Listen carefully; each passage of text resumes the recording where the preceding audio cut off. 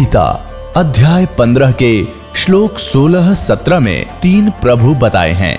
ये 3 प्रभु कौन हैं? किस प्रभु की शरण में जाने के पश्चात जन्म और मरण समाप्त हो सकता है? 3 प्रभुओं में सबसे उत्तम परमात्मा कौन है? कैसा है? उसका क्या नाम है? इन सभी गूढ़ रहस्यों को जानने के लिए अवश्य सुनिए जगत गुरु तत्वदर्शी संत रामपाल जी महाराज के अमृत वचन। अभी दास ने सत्संग के प्रारंभ में कहा था, तुम साहेब तुम संत हो, तुम सतगुरु तुम हंस, गरीब दास तेरे रूप बिना और न दूजा अंश। रामानंद जी ने कहा था कि हे परमात्मा, तुम साहेब तुम भगवान हो, तुम साहेब तुम संत, और तुम सतगुरु तुम हंस हो। सतगुरु माने तत्व ज्ञान यथार्थ ज्ञान बताने वाले भी आप ही हो। तो उस परमात्मा ने सच्चिदानंद घन ब्रह्म ने अपनी अमृतवाणी में इन सभी सदग्रंथों का ज्ञान पहले ही बोल रखा है। सतगुरु के लक्षण कहूँ मधुरे बैन विनोद, 4 वेद 60 शास्त्र वो कहे 18 बोध। सतगुरु के लक्षण, सतगुरु की एक पहचान ये भी है कि सभी सदग्रंथों का ज्ञाता होता है वो। तो वो परमात्मा स्वयं ही थे। 600 वर्ष पहले कहा था, अक्षर पुरुष एक पेड़ है निरंजन, सर पुरुष वाकी डारे, तीनों देवा शाखा है ये पात रूप संसारे। खुद भगवान ने अपने द्वारा रची सृष्टि को आप ही बताया था कि अक्षर पुरुष एक पेड़ है। अभी दास ने बताया था गीता अध्याय नंबर 15 के श्लोक 16 और 17 में 3 पुरुष हैं, सर पुरुष, अक्षर पुरुष और परम अक्षर पुरुष। तो यहाँ परमात्मा ने अक्षर पुरुष से शुरू किया, क्योंकि जो मूल मालिक है वो परम अक्षर ब्रह्म है। वो तो जड़ है संसार रूपी वृक्ष की, वो गुप्त होता है। जड़ें हिडन होती हैं, पृथ्वी में छुपी रहती हैं, और सब काम वहीं से हो रहा है। तो ऐसे वो परमात्मा तो प्रोक्ष है, गुप्त है।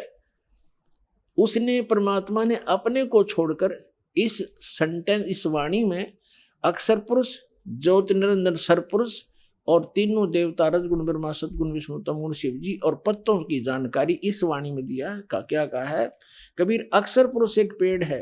ये देखो, अक्षर पुरुष एक पेड़ है, सर पुरुष कहो इसको, निरंजन कहो, सर पुरुष वा की डार, और तीनों देवा शाखा है पात रूप संसार।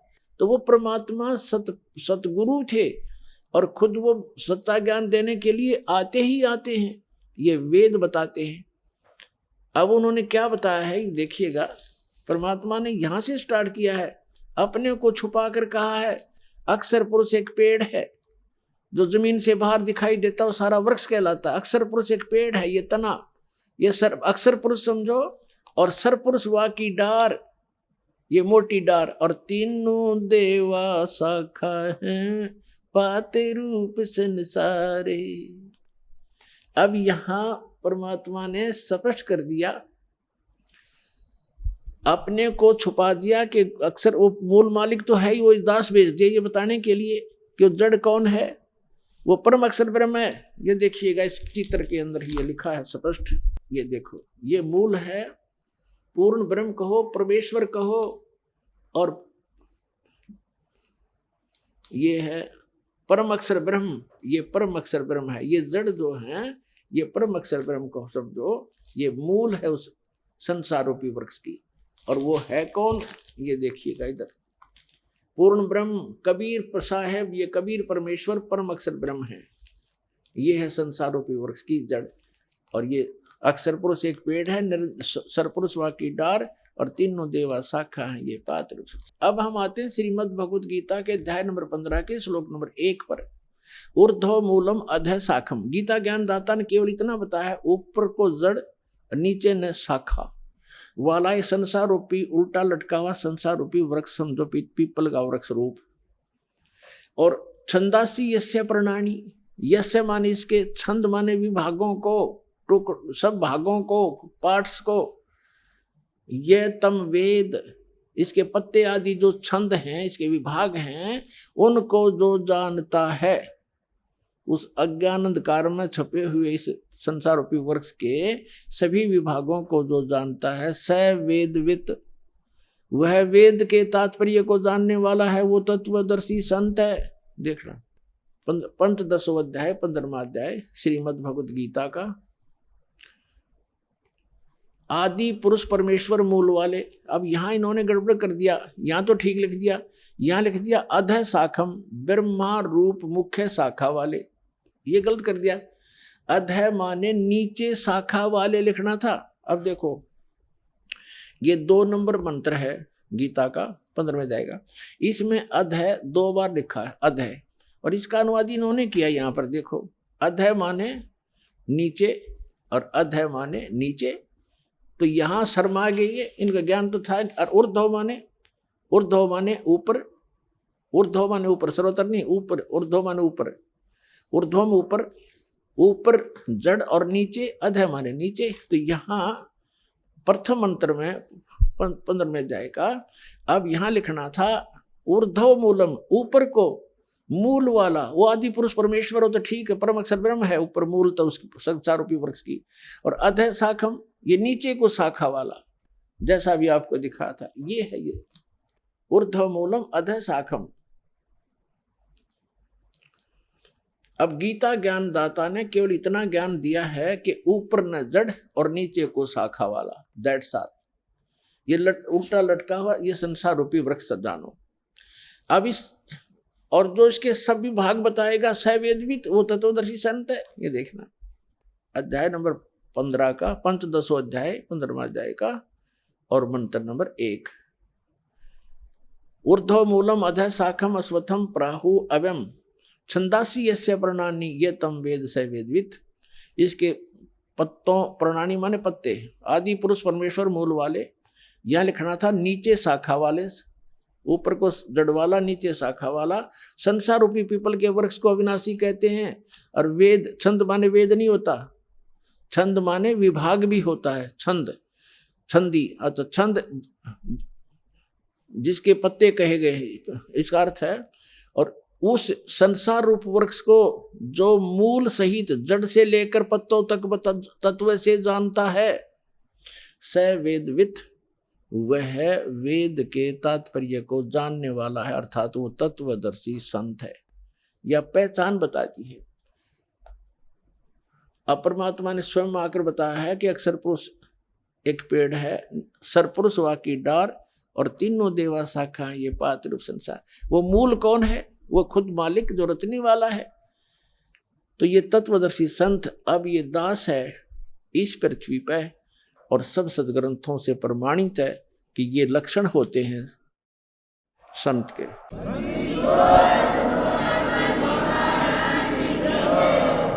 अब इसमें क्या बताया है 15वें अध्याय के 4थे श्लोक में स्पष्ट कर दिया है कि जिस समय वो तत्वदर्शी संत मिल जा और वो तत्व ज्ञान बतावेगा, उस तत्व ज्ञान रूपी शस्त्र के द्वारा इस अज्ञान रूप उलझी हुई गुत्थी को काटकर, अर्थात अच्छी तरह समझकर, उसके पश्चात परमेश्वर के उस परम पद की खोज करनी चाहिए, जहां जाने के बाद साधक फिर लौटकर कभी संसार में नहीं आते। गीता ज्ञानदाता कहता है मेरे भी जन्म मृत्यु और तेरे भी अर्जुन। तो जब तक जन्म मृत्यु है तब परम मोक्ष नहीं हो सकता, वो परम शांति प्राप्त नहीं हो सकती, शाश्वत स्थान नहीं मिला उनको। अब देखिएगा यहाँ गीता ज्ञानदाता कहता है 15वें अध्याय के और 3रे मंत्र से, इसमें कहा है कि इस संसार वर्ष का स्वरूप जैसा कहा है यहाँ वैसा यहाँ विचार काल में, यानी तेरे मेरे गीता जी के विवेचन में मैं नहीं जानता, नहीं पाया जाता, क्योंकि न इसका आदि और न अंत है। क्योंकि गीता ज्ञानदाता को इसका पता नहीं, क्योंकि ये सृष्टि रचने वाला नहीं है, तथा तो न ही इसकी अच्छी प्रकार से स्थिति है। इसलिए इस सुविरूढ़ मूलम, अति दृढ़ मूल वाले, ये गलत है, अति दृढ़ मूल वाले यानी ऊपर का जो लोक है, जहां परमात्मा रहता है, वो जहां से सबका धारण पोषण करता है, जो मूल है सबका, वो लोक दृढ़ है, वो अविनाशी स्थान है। सतलोक, अलखलोक, अगम लोक और अकय लोक, जिसको अनामी लोक भी कहती, वो तो सुदृढ़ मूल है। सुदृढ़ मूलम, उस सुदृढ़ मूल वाले यानी उस अविनाशी स्थान वाले भगवान के। अब देखो सुविरूढ़ मूलम, अति दृढ़ मूल वाले संसार रूपी पीपल के वृक्ष को यानी संसार की तत्वदर्शी सृष्टि को दृढ़ेन माने दृढ़ यानी उस अटल उस बिल्कुल स्वस्थ यह है असंग शस्त्रेण तत्व ज्ञान रूपी शस्त्र द्वारा, यह वैराग रूप नहीं, ये अर्थ गलत कर दिए, तत्व ज्ञान रूपी शस्त्र द्वारा काट कर अर्थात उसको अच्छी तरह समझकर वो ज्ञान अटल है। उसके पश्चात 15वें अध्याय का ये 4था श्लोक श्रीमद् भगवद गीता का, उसके पश्चात उस परम पद रूप परमेश्वर को भली भांति खोजना चाहिए जिसमें गए हुए पुरुष फिर लौटकर संसार में नहीं आते और जिस परमेश्वर से पुरातन संसार वृक्ष की प्रवृत्ति विस्तार को प्राप्त हुई है, अर्थात जिसने सब संसार रूपी वृक्ष की रचना की है, सब ब्रह्मांडों की रचना की है, उसी आदि पुरुष नारायण की मैं शरण हूं। ऐसा इस प्रकार दृढ़ निश्चय करके उस परमेश्वर का मनन और निधिध्यासन करना चाहिए।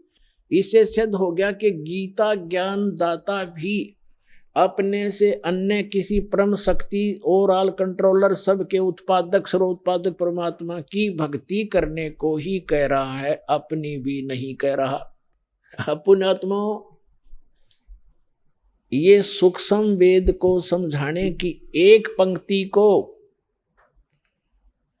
आपके हृदय में जचाने के लिए कि 88 नहीं गए और 2400 पर चोखे, 3300 पर तलब है, कोई बकरा कोई भूखे।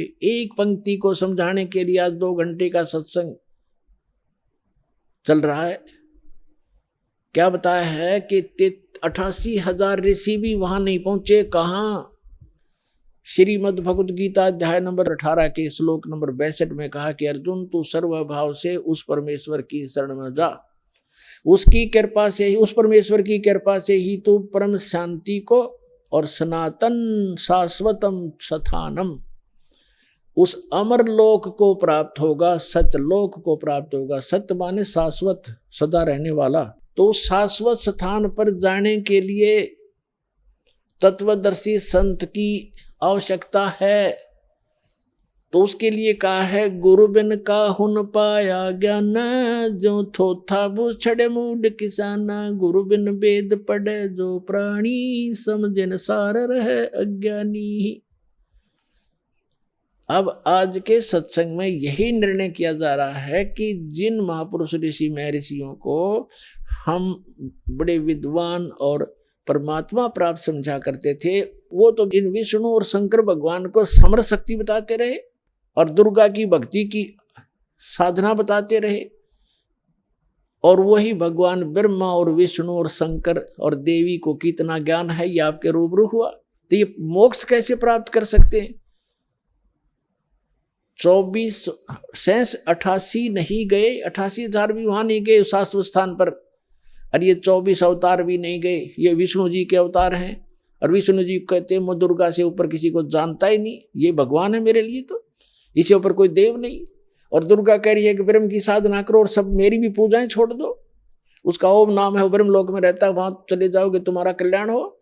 और ब्रह्म कहता है कि ब्रह्म लोक में गए हुए प्राणी, गीता अध्याय नंबर 8 के श्लोक नंबर 16 में और गीता अध्याय नंबर 8 के श्लोक नंबर 13 में अपना मंत्र बताता है कि मुझ ब्रह्म का केवल एक मंत्र है।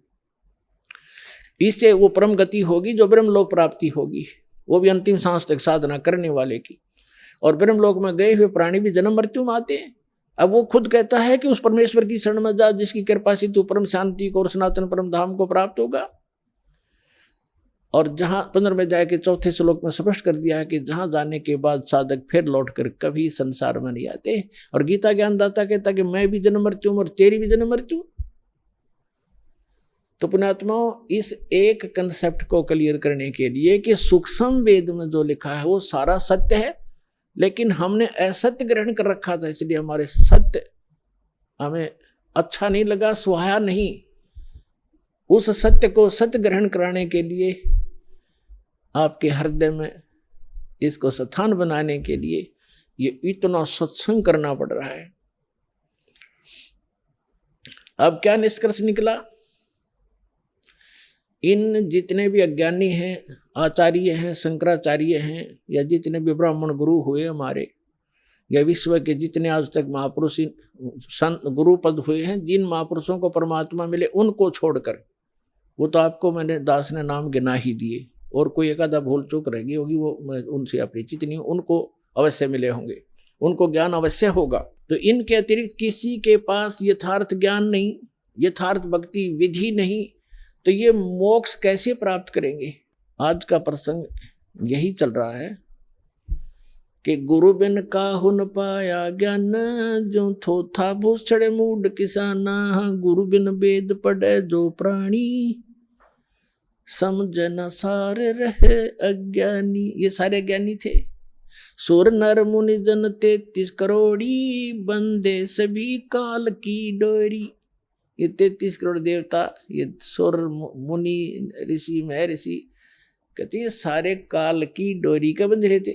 और ये जितने भी आज तक के आचार्य शंकराचार्य हमारे हुए हैं धर्मगुरु, इनसे पूछिएगा कि गीता अध्याय नंबर 18 के श्लोक नंबर 62 में गीता ज्ञानदाता अपने से अन्य किस परमेश्वर की शरण में जाने को कह रहा? तो ये क्या हमें मीठी गोली दिया करते थे? अपने ही बारे में कह रहे हैं श्री कृष्ण ही, श्री कृष्ण से ऊपर कोई भगवान नहीं, स्वयं कृष्ण भगवान, स्वयं भगवान श्री कृष्ण भगवान स्वयं, ये सब कुछ अपने बारे में कह रहे। इन अकल है कोई? और आज तक ये हमें मूर्ख बना रहे थे। श्रीमद् भगवद गीता अध्याय नंबर 18 और अंतिम अध्याय है ये। अंतिम अध्याय के ये लास्ट के अंतिम ही मंत्र हैं। श्रीमद् भगवद गीता अध्याय नंबर 18 के श्लोक 61 से लेकर और 66 तक निर्णय हो गया। गीता ज्ञानदाता कहता है कि वो परमात्मा सभी प्राणियों को कर्मानुसार यंत्र के द्वारा, यंत्र की तरह चलाता, घुमाता है। फिर बता 18 में जाके 62वें श्लोक में कि अर्जुन तू सर्वभाव से उस परमेश्वर की शरण में जा, उसकी कृपा से तू, उसी परमेश्वर की कृपा से तू परम शांति को और सनातन परम धाम को प्राप्त होगा। अब पीछे सारा निर्णय दे ही दिया कि मेरा भी जन्म मृत्यु है, तेरा भी जन्म मृत्यु है, मेरी साधना करेगा। 8वें अध्याय के 13वें श्लोक में बता दिया। मेरा एक ओम मंत्र है। 8वें अध्याय के प्रथम मंत्र में अर्जुन ने पूछा कि हे भगवान, आपने 7वें अध्याय के 29वें श्लोक में ये कहा है कि मेरे आश्रित होकर, आश्रित का अर्थ है कि मैंने, गीता ज्ञानदाता कहता है कि तत्वदर्शी संत की खोज जो कर लेता है मेरे निर्देशानुसार, चौथे अध्याय के 32 और 34 में बताया, इस ज्ञान को आश्रय कर लेता है, वो जरा मरण मोक्ष से छूट, जरा और मरण, जरा माने वृद्ध अवस्था, मरण माने मृत्यु, वृद्ध अवस्था के दुख और मृत्यु के दुख से जो छूटने का प्रयत्न करते हैं वे तत्ब्रह्म से, उस तत्ब्रह्म को जान चुके हैं और सारे अध्यात्म ज्ञान से परिचित हैं और सभी कर्मों से वो परिचित हैं। वही व्यक्ति, वही साधक जरा माने वृद्ध अवस्था के दुख से, बुढ़ापे के दुख से और मृत्यु के दुख से छूटने का प्रयत्न करते। तो गीता ज्ञानदाता ने, अर्जुन ने पूछा गीता ज्ञानदाता से 8वें अध्याय के प्रथम मंत्र में कि किम तत्ब्रह्म, वो तत्ब्रह्म क्या है ऐसा जिसको जानने के बाद फिर यहाँ संसार की कोई वस्तु की डिमांड नहीं करता या किसी वस्तु की चाह नहीं रहती, केवल जरा और मरण से ही छूटने का प्रयत्न करते हैं। किम तत्ब्रह्म 8वें अध्याय के 3रे श्लोक में उत्तर दिया गीता ज्ञानदाता ने कि वो परम अक्षर ब्रह्म है, गीता ज्ञानदाता से अन्य है। गीता अध्याय नंबर 15 के श्लोक नंबर 16 और 17 में 3 पुरुष हैं। एक सरपुरुष ये ब्रह्म है, अक्षर पुरुष ये परब्रह्म है, जो संसार रूपी वृक्ष का तना है वो अक्षर पुरुष, जिसको परब्रह्म भी कहते हैं। ब्रह्म से नेक्स्ट ब्रह्म, पर माने दूसरा, और सरपुरुष ये ब्रह्म है। इनकी कितनी मलकियत है, कितनी प्रभुता है। यह सरपुरुष जिसको सरब्रह्म भी कहते हैं, संतों ने इसको काल ज्योत स्वरूपी निरंजन भी कहा है। ये केवल 21 ब्रह्मांड का प्रभु है, स्वामी है। और अक्षर पुरुष ये 7 संघ ब्रह्मांड का स्वामी है, केवल इतना ही। और परम अक्षर पुरुष गीता अध्याय नंबर 15 के श्लोक नंबर 16 और 17 में 3 पुरुष हैं, सरपुरुष अक्षरपुरुष, ये तो 16वें श्लोक में बता दिए। और ये भी नाशवान, इनके अंतर्गत जितने प्राणी वो भी नाशवान, उनके भी स्थूल शरीर सबका नाश होता है।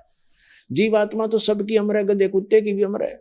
फिर 17वें श्लोक में गया 15वें अध्याय के कि उत्तम पुरुष है तू अन्य परमात्मा इति उदाहरत है, ये लोक तरह में अवश्य विवर्ती अवैश्वर है। वो उत्तम पुरुष यानी पुरुषोत्तम, वो पुरुषोत्तम तो कोई और है जो तीनों लोकों में प्रवेश करके और सबका धारण पोषण करता है, जो परमात्मा कहलाता है, जो वास्तव में अविनाशी है। गीता ज्ञानदाता कहता है कि वो है पुरुषोत्तम, इन दोनों से अन्य है। अब यहाँ पुण्यात्माओं 15वें अध्याय के 18वें श्लोक में ये विचलित कर देंगे अज्ञानी आपको। ये कहेंगे कि परमात्मा खुद कह रहा गीता ज्ञानदाता कि मैं लोक वेद में पुरुषोत्तम प्रसिद्ध हूं। वो यहाँ ये कहना चाहता है कि मेरे अंतर्गत जितने भी प्राणी आते हैं 21 ब्रह्मांड में, उनसे मैं उत्तम हूं, उनसे श्रेष्ठ हूं, उनसे हर तरह से मैं उच्च हूं, शक्ति में भी उच्च हूं। जैसे गीता अध्याय नंबर 7 के श्लोक नंबर 1 से लेकर 10 तक ये स्पष्ट कहता है, बलवानों का बल में हूं, बुद्धिमानों की बुद्धि में हूं। तो ये जो इसके अंतर्गत है उन पर लागू है। ये कहता है इस लोक वेद में, लोक वेद माने दंत कथा, सुने सुनाए ज्ञान के आधार से जो इस लोक में चल रहा है जो ज्ञान, उसके आधार से मैं पुरुषोत्तम प्रसिद्ध हो रहा हूं, इसलिए क्योंकि मैं मेरे अंतर्गत जितने प्राणी हैं उन तक श्रेष्ठ हूं। लेकिन 15वें अध्याय के 17वें श्लोक में इसने स्पष्ट ही कर दिया कि उत्तम पुरुष है तो अन्य, उत्तम पुरुष माने पुरुषोत्तम, वो तो कोई और है। और उसको तत्वदर्शी संत बताएंगे। और वो तीनों लोकों में प्रवेश करके सबका धारण पोषण करता है। वो अविनाशी भगवान है, अपना तो जन्म मृत्यु बताता है और वास्तव में वो परमात्मा कहलाता है। परमात्मा का अर्थ होता है श्रेष्ठ आत्मा, जो दुख नहीं देवा, केवल सुख सुख देता है। तो ये सुख सागर है परमात्मा। कबीर जी अमर पुरुष, सतपुरुष, परम अक्षर पुरुष। तो यहां गीता अध्याय नंबर 8 के श्लोक नंबर 5 और 7 में गीता ज्ञानदाता कहता है कि मेरी साधना कर। 8वें अध्याय के 13वें श्लोक में इसने बता दिया मेरा तो ओम अक्षर है, ओम एक अक्षर है, नथिंग एल्स। और इसकी भक्ति करने से ओम से मिलने वाली परम गति मिलेगी। वो क्या मिलेगी? ब्रह्म लोक जाएगा। 8वें अध्याय के 16वें श्लोक में लिखा कि ब्रह्म लोक में गए हुए प्राणी भी जन्म मृत्यु में आते हैं। तो ये कहता है कि 8वें अध्याय के 5 और 7 में कि मेरी भक्ति करेगा मुझे प्राप्त होगा, लेकिन युद्ध भी करना पड़ेगा। तो जहां युद्ध है वहां शांति कहाँ? अब फिर ये बताता है 17वें अध्याय के 23वें श्लोक में कहा कि सच्चिदानंद घन ब्रह्म यानी परम अक्षर ब्रह्म के पाने का 3 मंत्र का जाप है। ओम तत्सत। ओम तो सरपुरुष का, तत् और सत ये सांकेतिक, इस दास के अतिरिक्त इस विश्व में किसी के पास ये मंत्र नहीं है। परमात्मा की दया से दास पर रजा हुई है। ये कोड वर्ड है तत् और सत, ये सांकेतिक। तत् है ये सांकेतिक शब्द है, ये अक्षर पुरुष का है। और सत भी सांकेतिक है, ये परम अक्षर पुरुष यानी परम अक्षर ब्रह्म का है। तो यहां स्पष्ट कर दिया कि उस परम अक्षर ब्रह्म के प्राप्ति के लिए 3 मंत्र के जाप की साधना करनी है आपने। साधना अन्य वस्तु होती है, पूजा अन्य होती है। जैसे हमारा इष्ट है जल, हमने जल प्राप्त करना, जल का पता लग गया पृथ्वी के अंदर है, तो हैंड पंप लगाना पड़ता है। हैंड पंप ऊपर फिर उसके पाइप बोकी लगाना, फिर ऊपर मशीन लगाना, हैंड पंप, ये सारी जो व्यवस्था है ये उपकरण प्रयोग करने पड़ेंगे, साधना करनी पड़ेगी हमने उस उपास्य यानी इष्ट को प्राप्त करने के लिए, जल को प्राप्त करने के लिए। ये मंत्र हमारे पूज्य नहीं है, इन मंत्रों से हमें वो पूज्य वस्तु प्राप्त होगी। ये साधना है, ये मजदूरी है हमारी। तो यहाँ अभी तक ये कबीर पंथी यहाँ मार खा गए, इन मंत्रों को इन्होंने अवॉइड कर दिया कि तो काल के मंत्र हैं, ओम भी काल का फलाना। अरे हमने पानी जल प्राप्ति के लिए जो साधना प्रयोग करनी है वो चाहे लोहे की है, तो उस लोहे की वस्तु बिना वो जल ना मिल रहा है। इसी प्रकार ये जो मंत्र हैं ये अभी तक किसी का समझ में नहीं आए थे। उन महापुरुषों ने छोड़कर जिनको भगवान मिले, उन्होंने तो स्पष्ट किया है कि वही गुरु पूरा कहा है, 2 अक्षर का भेद बतावे। नानक साहब जी कहते हैं जय तू पढ़िया पंडित बिन 2 अक्षर 2 नामा, परमति नानक एक लंघाए जय कर सत समावा। 2 अक्षर का तो सतनाम है, एक ये सार नाम है, इनसे हटकर है। ओम और तत् मिलकर सतनाम बनता है 2 अक्षर का। इसकी श्वास और उश्वास से साधना करनी होती है। और सत जो है वो सार नाम है, वो अलग है। इन सब की साधना करनी पड़ती है। 17वें अध्याय के 23वें श्लोक में श्रीमद् भगवद गीता में गीता ज्ञानदाता बता रहा है कि सच्चिदानंद घन ब्रह्म के पाने का केवल ओम तत्सत ये 3 मंत्र के जाप का निर्देश है, नथिंग एल्स, और कोई नहीं। निर्देश माने फाइनल डायरेक्शन, इसके अतिरिक्त कुछ नहीं। अब यहाँ 8वें अध्याय के 5 और 7 में तो अपने विषय में बता दिया कि मेरी साधना करेगा मुझे प्राप्त होगा, लेकिन युद्ध करना पड़ेगा। तो युद्ध करना जहाँ पड़ गया वहाँ शांति कहा। फिर 8वें अध्याय के 8, 9, 10 3 मंत्रों में स्पष्ट किया गीता ज्ञानदाता ने कि उस परम अक्षर ब्रह्म की भक्ति करोगे तो उसी के पास जाओगे। उसकी साधना का मंत्र बता ही दिया, वो ओम तत्सत। तत् और सत ये सांकेतिक है, ये खुद नहीं जानता गीता ज्ञानदाता। उसके लिए 4थे अध्याय के 32 और 34 में स्पष्ट कर दिया है मंत्र में कि जो सच्चिदानंद घन ब्रह्म अपने मुख कमल से, परम अक्षर ब्रह्म स्वयं आते हैं यहाँ पर, वो काल पुरुष, और अपने मुख कमल से यथार्थ ज्ञान और यथार्थ भक्ति विधि बताते हैं। उसके अंदर विस्तार से कही गई है वो धार्मिक अनुष्ठानों की जानकारी, यज्ञों की। यज्ञ माने धार्मिक अनुष्ठान, साधनाएं। उसको जानने के बाद साधक फिर पूर्ण मोक्ष प्राप्त कर जाता है। उसके लिए तत्वदर्शी संतों के पास जाने के लिए गीता ज्ञानदाता कहता है। इसे सिद्ध है कि गीता ज्ञानदाता न तो तत्व ज्ञान से परिचित, और तत्व ज्ञान गीता ज्ञानदाता से अन्य है, और वो तत्वदर्शी संत भी अन्य है। तो वो ये दास है, रामपाल दास, आज विश्व में इस तत्व ज्ञान से परिचित।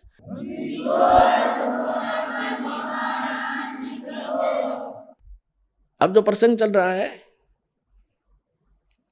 कि गीता, श्रीमद् भगवद गीता अध्याय नंबर 18 का अंतिम अध्याय है, और 61 से लेकर और 66 तक ये निर्णायक ज्ञान है। आगे तो कुछ और बातें हैं, वो भक्ति से संबंधित नहीं है।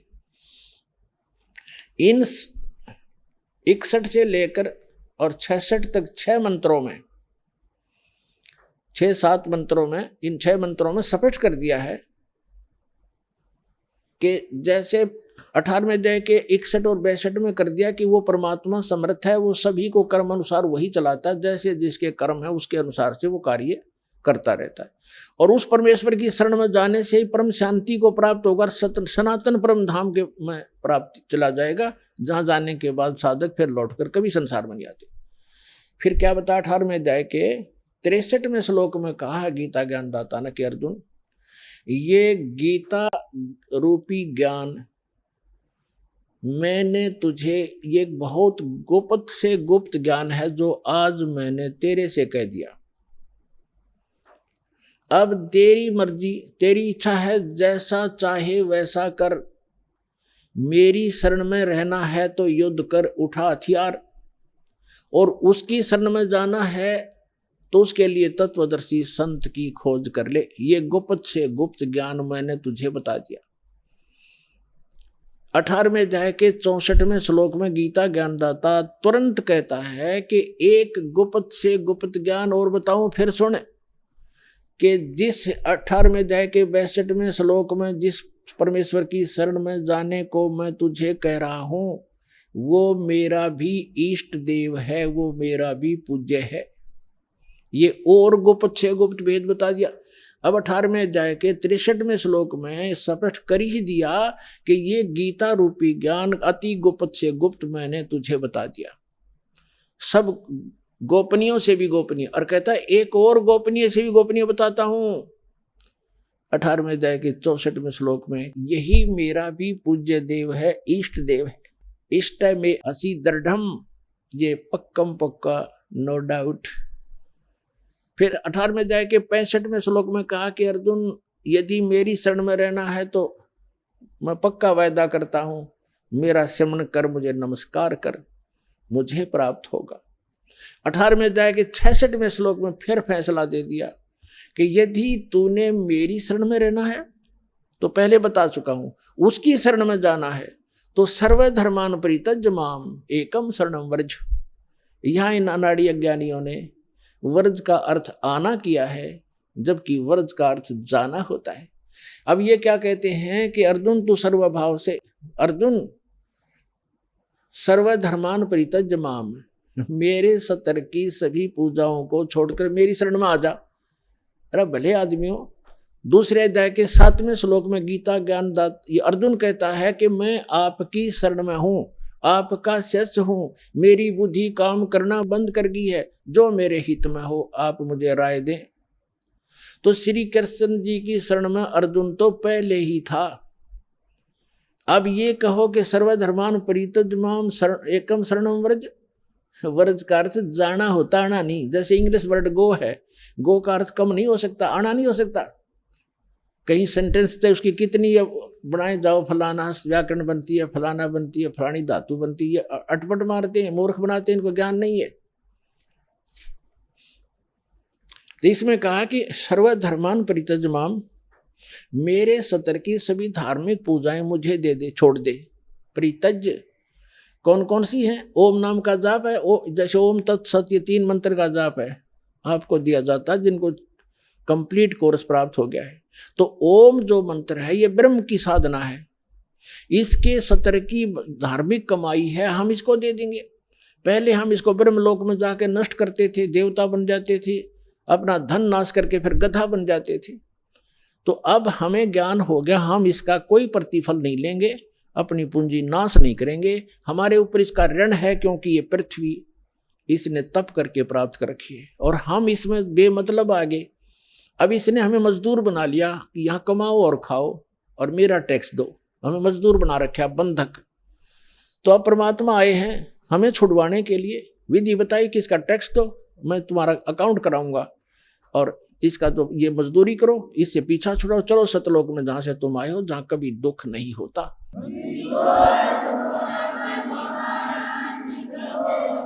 तो हम क्या करेंगे? सर्वधर्मान परित्यज्य माम, इसका विधान है ये खुद कहता है कि मेरे सतर की पूजा मुझे दे दे, इसका प्रतिफल मत ले। और एकम शरणम व्रज, एकम माने अद्वितीय, जिसके बराबर दूसरा ना हो, यानी सर्वशक्तिमान परमात्मा की शरण में जा। व्रज माने जाना होता, आना नहीं होता। अहम तवा सर्व पापे भो मोक्षामि मा शुच, अब ये कहता फिर मैं तुझे सब पापों से मुक्त कर दूंगा, तू चिंता मत कर। आपे कर देगा जब हम इसका ऋण दे देंगे, ये मांगे कि हमारे, ये अपने खुश हम अपने खुश। तो जब तक हम ऋणी थे, मजदूर थे इसके, तो ये हमें कोई नाच नचा रहा था, हमने नाचना पड़ा था। तो इस प्रकार हम जब यहाँ से चलेंगे, जैसे आपको प्रथम मंत्र दिया जाता है, वो यहाँ की संसारिक सुविधाएं, टैक्स, जैसे आपने बिजली कनेक्शन ले रखा है, टेलीफोन कनेक्शन ले रखा है और पानी का कनेक्शन ले रखा है, गैस कनेक्शन ले रखा है या किसी से बैंक लोन ले रखा है, तो उसको वापस दोगे, देते रहोगे टैक्स किराया, उसको उनका जो चार्ज है, तो आपको सुविधा प्राप्त होंगी।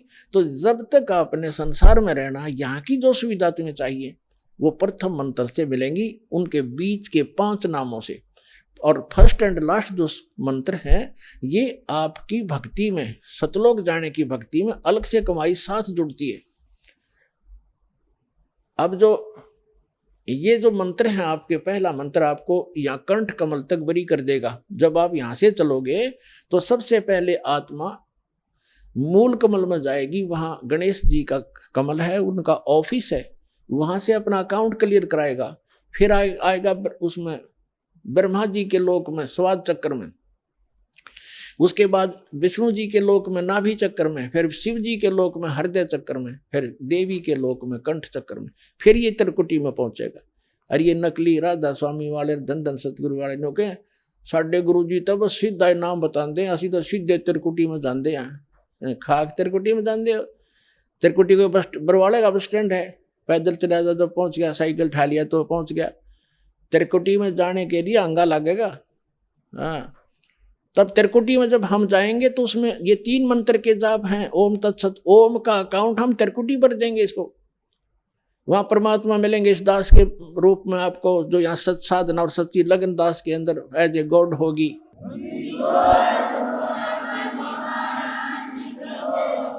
तो उसको लेकर के परमात्मा जाएगा इस धर्मराज के दरबार में, जहाँ यहाँ का न्यायाधीश है, और उसको ये गीता अध्याय नंबर 18 का श्लोक नंबर 66 यानी ये विधान कोड करेगा। ये दास आपका वहाँ वकील बनेगा, कबीर साहब कहते हैं कर लो गुरु वकील मुकदमा भारी है, ये कर लो गुरु वकील मुकदमा भारी है। यानी गुरु का रोल यहां से लेकर लास्ट तक चलेगा, करेगा भगवान लेकिन निमित्त दास रहेगा।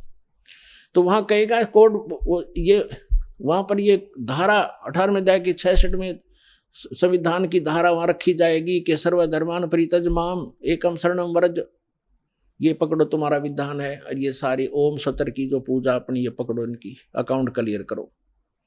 फिर हम जाएंगे, इससे हम 11वां द्वार पार कर जाएंगे। 11वां द्वार पार करके हम प्रवेश करेंगे जब वहां अक्षर पुरुष का लोक आएगा। 7 संग ब्रह्मांड है, उससे पार होने का जो हमने किराया देना है, वहां से उसका साधन हमें मिलेगा और उसके प्रतिफल में हम इस तत्व मंत्र की कमाई उसको देंगे। वो हमें 12वें द्वार में जा छोड़ेगा। 12वां द्वार पार करके हम सतलोक चले जाएंगे। वहां जाकर फिर कभी लोग लौट कर संसार में नहीं आएंगे। बोलो सतगुरुदेव।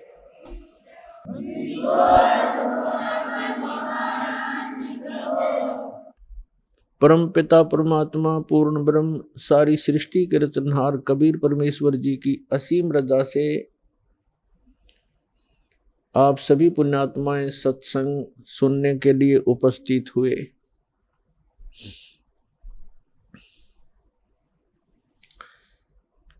सत्संग में आने से जीव को पता चलता है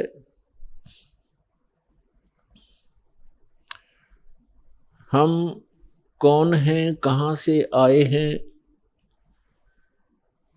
यहाँ ये मरने और जीने की व्यवस्था किस कारण से बनी हुई है, इस बात को प्रत्येक प्राणी महसूस करता है। जन्म हुआ अच्छी बात, परिवार हो गया बहुत ही अच्छी बात, पुत्र पुत्री हुए, संपत्ति कोठी बनी, बस क्या कहने। और फिर मृत्यु, ये मृत्यु वाली बात है, ये खटकती है। अब ये मृत्यु जो होती है ये एकदम विपरीत स्थिति है। सारा जीवन संतान के पोषण में, संपत्ति के जोड़ने में, कोठी और महल बनाने में लगा देता है प्राणी, और 1 मिनट के बाद पता नहीं पुत्र की मृत्यु हो जाती है, पुत्री मर जाती है, पुत्र वधू मर जाती है, माँ की मृत्यु हो जाती है, परिवार का परिवार भी नाश हो जाता है। तो यहां हमारी बुद्धि कभी नहीं जाती कि ऐसा क्यों हो रहा है। हमने एक ये परंपरा मान ली कि ऐसा होता ही है, ऐसा होता है, सबके साथ हो रहा है, इसलिए दुख तो होता है। लेकिन शेष बचे हुए ये सोचते हैं हम तो अभी कुशल हैं, बस ऐसे हम अटकलबाजी से यहां जी रहे हैं। तो परमात्मा कहते हैं साथी हमारे चले गए। हमें समझाने के लिए परमात्मा अपने ऊपर ही उदाहरण दे रहे हैं। कबीर परमात्मा जी ये हमारे पिता हैं। साथी हमारे चले गए, हम भी चालन हारे, कोई कागज में बाकी रह रही, तात लगी है वारे। कोई कागज में बाकी है, कोई श्वास शेष हैं आपके, इसलिए देर लगी हुई है आपको। और जो चले गए संसार छोड़कर, उनके भी, उनकी आशाएं, उनके इरादे, उनकी सोच यही थी कि अभी मृत्यु नहीं होगी।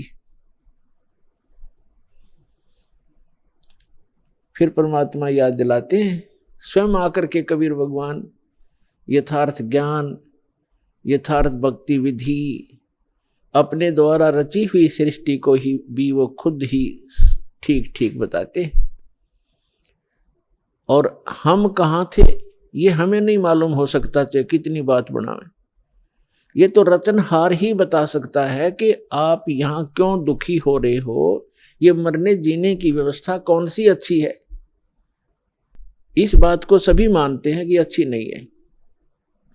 तो इसलिए परमात्मा हमें जगाना चाहते हैं, यथार्थ ज्ञान हमारे हृदय में उतारना चाहते हैं, पहले ये बता करके कि जिस व्यवस्था में आप व्यवस्थित हैं और जिन क्रियाओं में आप तत्पर हैं, यदि आप परमात्मा की साधना भक्ति नहीं करते हो, मोक्ष प्राप्ति का प्रयत्न नहीं कर रहे हो, तो ये क्रियाएं तो पशु पक्षी भी कर रहे हैं। तो मानव शरीर की क्या आवश्यकता थी, जिसमें परमात्मा ने अच्छी सोच दी है, बुद्धि दी है, और समय पर गर्मी सर्दी प्राकृतिक आपदाओं से बचने की व्यवस्था भी हम कर सकते हैं। जैसे गर्मी से बचने के लिए कोई झोंपड़ी महल मकान बना सकते हैं, इतनी बुद्धि भगवान ने दी है। समय पर आहार करने के लिए हम पूर्व संग्रह कर लेते हैं, अन्न इकट्ठा कर लेते हैं, और गर्मी सर्दी से बचने के लिए भी हम कोई झोंपड़ी महल बना लेते हैं। इसका उद्देश्य क्या है? इसका उद्देश्य ये है, इन सब सुविधाओं को परमात्मा ने इसलिए दिया है कि आप प्राकृतिक आपदाओं से डिस्टर्ब ना हो सकें और भक्ति करते रहें। जैसे परमात्मा की प्राप्ति में ये आत्मा उसी समय से व्याकुल है जिस समय से ये उस परम पिता के उस सुखमय स्थल से, उस सतलोक से, अमरलोक से बिछुड़ कर आई है, उस परम पिता से दूर हुई है। उसी दिन से इसको आभास हो गया है कि जो सुख मैं छोड़ के आया हूं वो यहां नहीं है। उसकी खोज में फिर ये अपनी अटकलबाजी से, जीव सोच से सोचने लगता है, प्रयत्न करता है। जैसे कोई निर्धन है, वो सोचता है कि धनवान सुखी होंगे, धन में सुख होगा, और धनी व्यक्ति को स्वप्न में भी सुख नहीं होता। पुण्यात्माओं, निर्धन को तो ये बात जचे नहीं कि धनवान सुखी नहीं, लेकिन किसी धनवान यानी मायाधारी से मिलकर देखना, उसके ऊपर कितनी समस्याओं का पहाड़ होगा, आप सोच भी नहीं सकते। जहां माया है वहां शीतलता नहीं हो सकती, जहां भट्ठी अग्नि की तप रही हो वहां शीतलता नहीं हो सकती। ये माया अग्नि की भट्ठी है, इसके निकट बैठकर प्राणी कभी भी शीतलता महसूस नहीं कर सकता। धनी व्यक्ति सोचते हैं कि राजा लोग सुखी होंगे, राजा को सुख स्वप्न में भी नहीं होता। आपको ऐसा लगता है जैसे इसके आगे पीछे बड़ी सेना चलती है, बड़े बड़े अधिकारी सलूट लगा रहे होते हैं, ये महासुखी होगा, कारों में चलते हैं। सपने में भी सुख नहीं है इनको, क्योंकि हमने सुख का पता ही नहीं जो सुख होता है। राजा लोग समझते हैं कि ऊपर के ये देवता लोग सुखी होंगे स्वर्ग आदि में। स्वर्ग के देवता सोचते हैं इंद्र सुखी होगा, जो देवराज है, देवताओं का राजा है। और देवराज सोचता है कि ब्रह्मा विष्णु महेश सुखी हैं। ब्रह्मा विष्णु महेश कहते हैं हम स्वप्न में भी सुख नहीं हमारे को। आपने भगवान विष्णु की कथा पढ़ी होगी, बहुत बार सुनाई है, देवी भागवत प्रथम स्कंद में खुद स्वीकार करते हैं श्री विष्णु जी, ब्रह्मा जी को बता रहे हैं कि मैं अधिकतर समय में तप करता हूं और तप से अपने बैटरी चार्ज करके सिद्धियां प्राप्त करके फिर राक्षसों के साथ युद्ध करता हूं। कभी मुश्किल से कोई समय मिलता है तो लक्ष्मी के साथ सुखपूर्वक समय बिता पाता हूं। तो खाक सुख है यहां पर। परमात्मा बताते हैं झूठे सुख को सुख कहे, ये मान रया मन मोद, सकल चबीना काल का, कुछ मुख में कुछ गोद।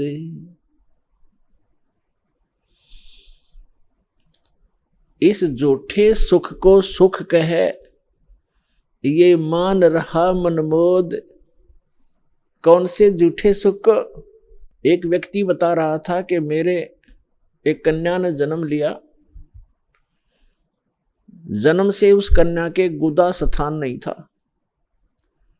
इसको देखकर मेरे ऊपर पहाड़ टूट गया समस्या का, महा दुखी हो गया मैं। डॉक्टर के यहाँ लेकर गया मेडिकल में। जिस वार्ड में मेरी बेटी को भर्ती किया उसमें ऐसे 3-4 केस और थे। तब मुझे कुछ राहत मिली कि मेरे जैसे और भी दुखी हैं।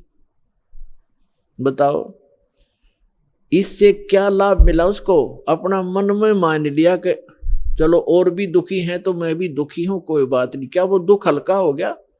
क्या गुदा स्थान बन गया बेटी का? तो पुण्यात्माओं, इसे गंदे लोक में रह रहे हम, या सुख नाम की चीज नहीं है। हम एक दूसरे को दुखी देखकर उससे हल्का दुख हो या उसके बराबर हो, हम अपने राहत मान लेते हैं, या कोई विकल्प नहीं है। जैसे एक व्यक्ति के 3 पुत्र थे, एक पुत्र की मृत्यु होगी, बहुत दुखी, बुरी तरह रो रहे हैं, आहार भी नहीं कर रहे हैं। शोक व्यक्त करने वाले व्यक्तियों में एक ऐसा व्यक्ति उपस्थित था जिसका एक ही पुत्र था, वही मृत्यु को प्राप्त हो चुका था। तो सांत्वना देने वालों ने कहा कि देख भाई, यहाँ तो ऐसा ही है, सभी की मृत्यु होती है, ये तो भगवान हवाला बात है, चिंता मत करो। देखो ये भाई बैठा है, इसको देख कर जी ले, इसका इकलौता पुत्र था, उसी की मृत्यु होगी, ये भी तो अपना समय व्यतीत कर रहा है, धैर्य कर। तो तब उस व्यक्ति को कुछ हौंसी आई, हाथ मुंह धोए, कुछ देर में खाना भी खा लिया। अब उसने ये सुख मान लिया कि देख इस बेचारे का इकलौता पुत्र था और वो ही मर गया, मृत्यु को प्राप्त हो गया। शुक्र है मेरे तो 3 हैं, 3 थे, मेरा तो एक ही मरा है, 2 तो बचे हैं। पहले इससे सुख मान लिया। क्या वो बेटा वापस आ गया? तो यहां परमात्मा कहते हैं झूठे सुख को सुख है, ये मान रहा मनमोद, और सकल चबीना काल का, कुछ मुख में कुछ गोद। परमात्मा याद दिलाते हैं, भाई तन दर सुखिया कोई न देखा, जो देखा सो दुखिया हो, उदय अस्त की बात करते हैं, मन सबका किया विवेक का हो, सबका किया विवेक का हो। घाटे बाधे सब जग दुखिया, के गृष्टि बैरागी हो, लाभ हानि से सब कोई दुखिया, के गृष्टि बैरागी हो।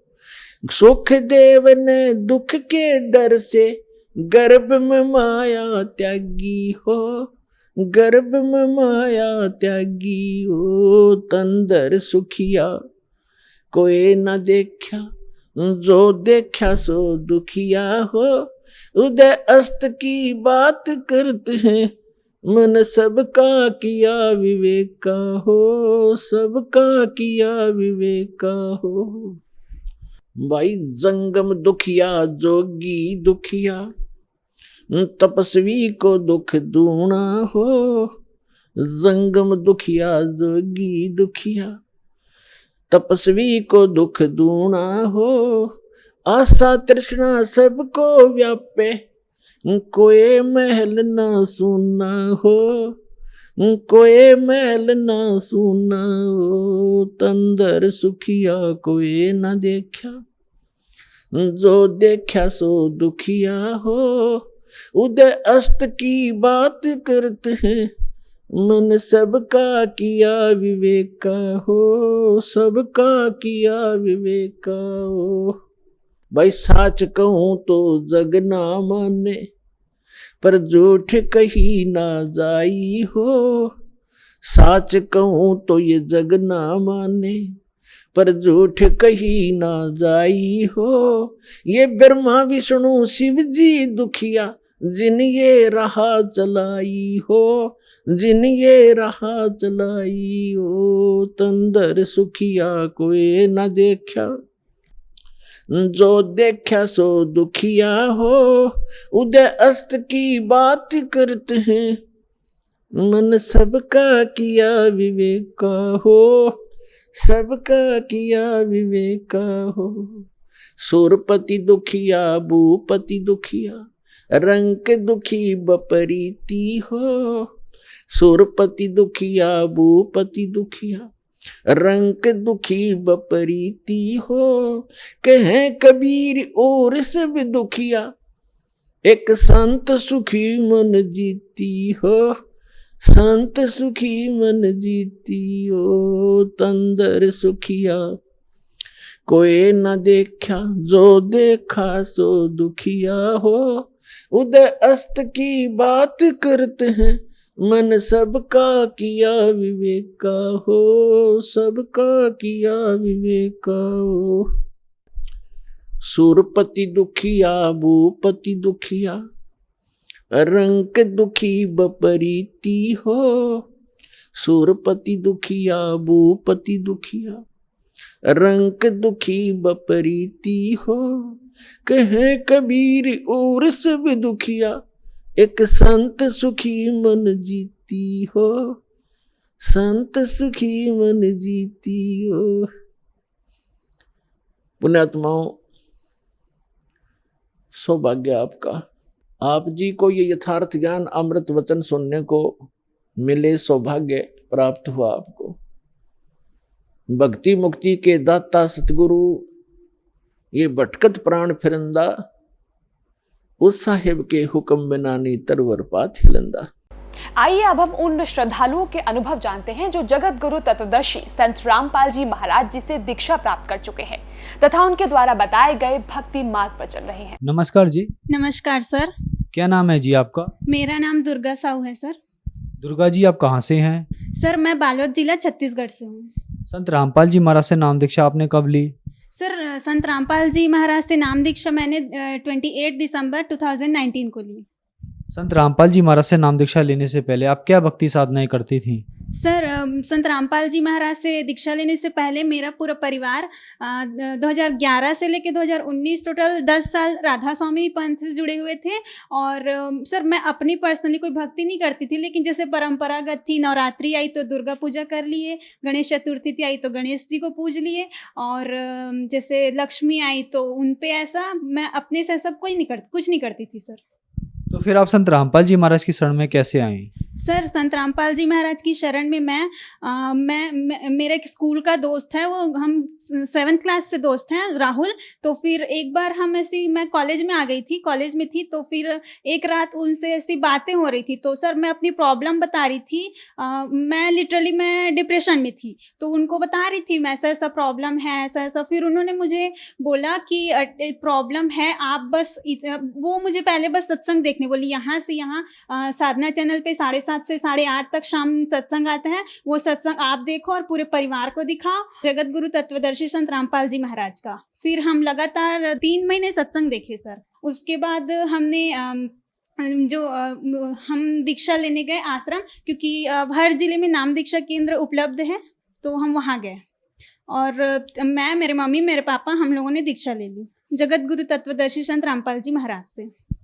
संत रामपाल जी महाराज से नाम दीक्षा लेने के बाद क्या लाभ मिले आपको? सर जगत गुरु तत्वदर्शी संत रामपाल जी महाराज से दीक्षा लेने के बाद हमें अनेकों लाभ हुए, लेकिन मैं अपना पर्सनली बता रही हूँ सर। जैसे कि कहा, मैं पूरी डिप्रेशन में थी सर। वो है, आप जो भी एज का कह सकते हैं या जो भी कह सकते हैं, मैं डिप्रेशन में थी। इतना ऐसा ज़्यादा था कि मेरे को सामने वाला देख के बता सकता था कितना दुखी हूँ। और किसी को कॉल करती भी थी तो पहले रोना ही होता था, उसके बाद अपना प्रॉब्लम शेयर करना होता था। इतना ज़्यादा अंदर से पूरा उसके साथ साथ उसके दिमागी तौर पे मैं पूरा बीमार ही पड़ जाती थी सर। हर महीने ऐसा होता था, डॉक्टर को दिखाओ, डॉक्टर फिर बोलता था ये प्रॉब्लम है, ये ठीक नहीं होगा। फिर ऐसे करते करते सर मुझे माइग्रेन का शिकायत होने लगा। हम डॉक्टर को दिखाते थे तो डॉक्टर बोलते थे इनको माइग्रेन का प्रॉब्लम है और माइग्रेन इनको बहुत प्रॉब्लम है ऐसा करके। और वो ऐसा बोलते माइग्रेन है इसलिए ये कभी ख़त्म नहीं होगा, ऐसे नहीं बोलते थे।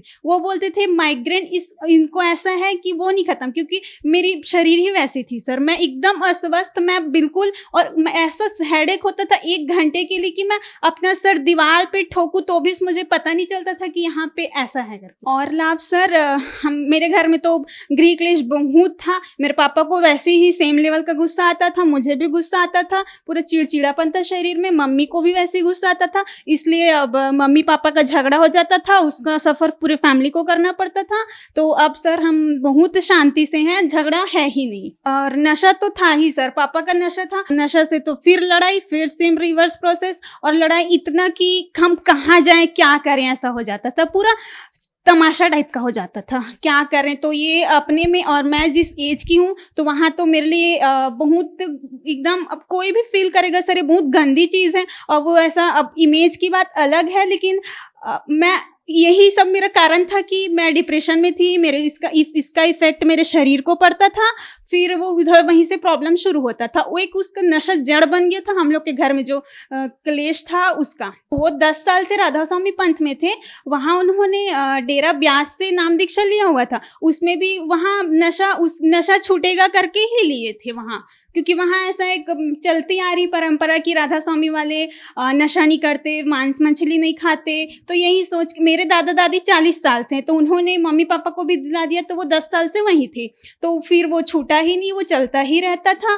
फिर और मेरा मेन उद्देश्य वही था, मैं नहीं तो कम से कम मेरे में जो पापा का जो नशा है वो छूटे, और कम से कम हम शांति से रहें। लेकिन हमको तो यहाँ आने के बाद अलग ही पूरा क्या है, हम पढ़ क्या रहे हैं और पढ़ने का मतलब क्या है, वो सारी चीज़ें पता चल गई सर। नशा बहुत करते थे मेरे पिताजी, तो हमने दीक्षा ली जगत गुरु तत्वदर्शी संत रामपाल जी महाराज जी से, और उनके भक्ति विधि बताई। भक्ति विधि ऐसी चल रही कि मेरे पापा जी का नशा छूट गया। क्या काम करती हैं जी आप? सर मैं BA फाइनल ईयर की स्टूडेंट हूँ और मैं सिविल सर्विस की तैयारी कर रही हूँ। जैसे कि आपने बताया कि आप एक सिविल सर्विस की तैयारी कर रही हैं, एजुकेटेड पर्सन है। संत रामपाल जी महाराज के बारे में ये भी कहा जाता है कि संत रामपाल जी महाराज से उनके अनुयायी अंधश्रद्धा के तहत जुड़ते हैं। क्या ये बात सही है? सर अंधश्रद्धा भक्ति से जुड़ना, सर यहाँ मैं जो आज मेरे को देख रहे हैं टीवी पे, मैं उन सबसे यही कहना चाहूँगी, आप कृपया 7:30 से 8:30 तक सत्संग देखना शुरू करें। आपको मालूम होगा कि जो जगत गुरु तत्वदर्शी संत रामपाल जी महाराज हैं, वो वेद कुरान सबको खोल के वहाँ एक एक उंगली रखकर ज्ञान बता रहे हैं। सर अगर आपको थोड़ा अपने पे डाउट है या फिर ऐसा कुछ लगता है ये भक्ति गलत है, तो आप मिला के देख सकते हैं सर, क्योंकि वो पूरा वेदों से प्रमाणित ज्ञान बता रहे हैं। गीता में कौन से अध्याय में क्या लिखा है, सब प्रमाणित ज्ञान बता रहे हैं सर। आप देखेंगे वहाँ एक एक उंगली रखकर प्रमाणित ज्ञान बता रहे हैं सर। तो यहाँ तो अंधश्रद्धा भक्ति का सवाल आता ही नहीं है। संत रामपाल जी महाराज से नाम दीक्षा कैसे ली जा सकती है? सर संत रामपाल जी महाराज से नाम दीक्षा, जैसे बहुत से टीवी चैनलों पे सत्संग आता है, नीचे पीली पट्टी पे नंबर लिखा होता है, तो आप वो नंबर नोट करके वहाँ से संपर्क करके अपने नज़दीकी नाम दीक्षा केंद्र का पता कर सकते हैं। फिर वहाँ आप जाके दीक्षा ले सकते हैं। धन्यवाद जी। सत साहेब।